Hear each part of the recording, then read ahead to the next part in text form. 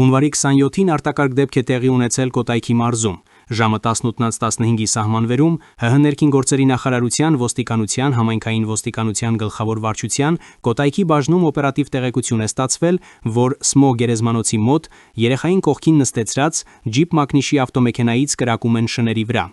Ինչպես հայտնում է ֆոտոլրագրող Գագիկ Շամշյանը, ոստիկանության Կոտայքի բաժնի ծառայողների կողմից ձեռնարկված օպերատիվ միջոցառումների շնորհիվ պարզվել է, որ նույն օրը ժամը 17:40-ի սահմաններում Գետարգել գյուղի գերեզմանատան տարածքում Երևանի բնակիչ 49-ամյա Նիկոլայ Տ-ն իր որդու 11-ամյա ՄՏ-ի ներկայությամբ Գամո Տիշ տեսակի հրացանից կրակոցներ է արձակել։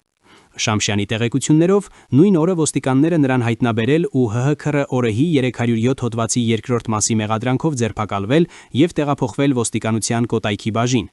Դեպքի փաստով ոստիկանության Կոտայքի բաժնում փաստաթղթեր են կազմվել, որոնք փոխանցվել են ՀՀ քննչական կոմիտեի Կոտայքի մարզային քննչական վարչության Աբովյանի քննչական բաժին։ Շամշյանի տեղեկություններով Նիկոլայ Տ-ն աշխատում է Sunrise հյուրատանը որպես հավաքարար։